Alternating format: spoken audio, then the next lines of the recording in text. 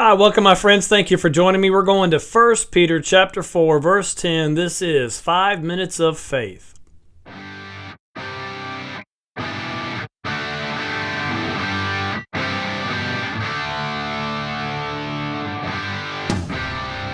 We are in 1 Peter chapter 4, verse 10, and I'm talking about grace.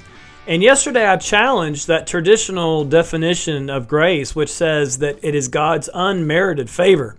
Now, grace certainly encompasses God's unmerited favor toward us, that we don't deserve it, we haven't earned it, it's unmerited, and then He gives us His favor, certainly.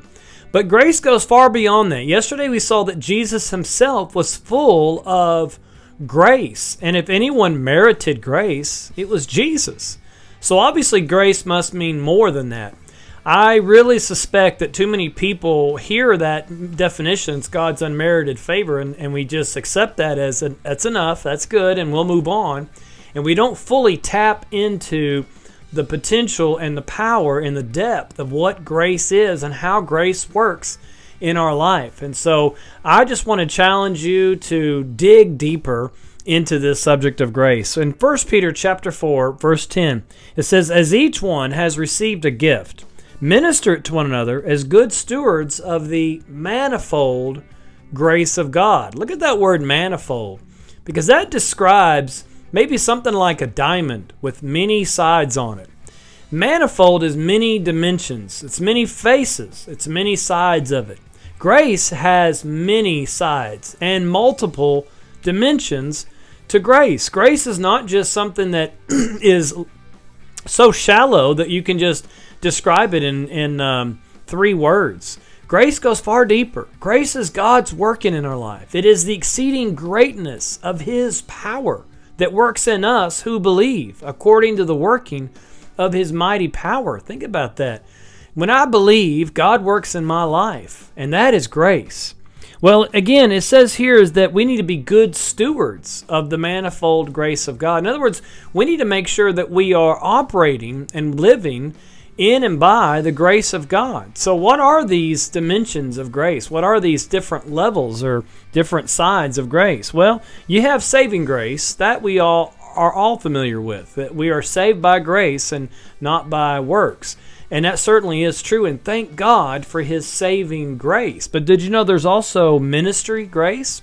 There's grace for ministry. Grace is strength. It's God's ability working in you. You and I have no ability on our own to minister. And if we tried to minister on our own, you will wear out. But if you minister by the grace of God, as a good steward of the manifold grace of God, by His grace, you won't wear out. You'll get stronger as you minister. Sometimes we think that, going to church just wears me out. Listen, if going to church wears you out, you are not operating by the grace of God. You are operating in your own strength. There's also leadership grace. You know that you and I are called to be influencers. We're called to lead others, to be discipled and disciple others. And the only way we can do that effectively is by the grace of God. There's discipleship grace. I'm not naming all of them. There's so many. Every activity, every ministry, every role that you and I take, it's all by the grace of God.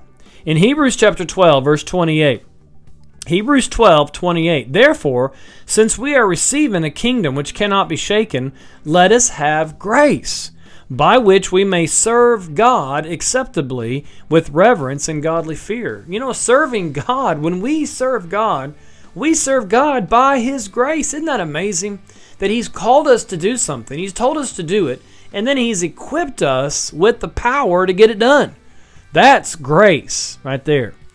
Let's go to one more place, Titus chapter 2, verse 11 and 12. It says, "For the grace of God that brings salvation has appeared to all men, teaching us that denying ungodliness and worldly lust, we should live soberly, righteously, and godly in the present age." Notice how it's grace that teaches us this, that it is for by the grace of God that brings salvation.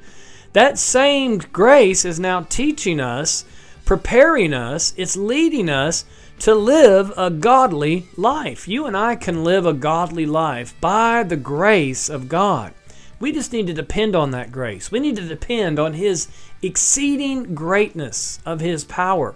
Man, think about that. The exceeding greatness of His power that works toward us who believe. We need to believe. We need to receive. And as we do, we need to walk in the manifold grace of God. Thank you for joining me. Be here tomorrow. Thanks again. This is 5 Minutes of Faith.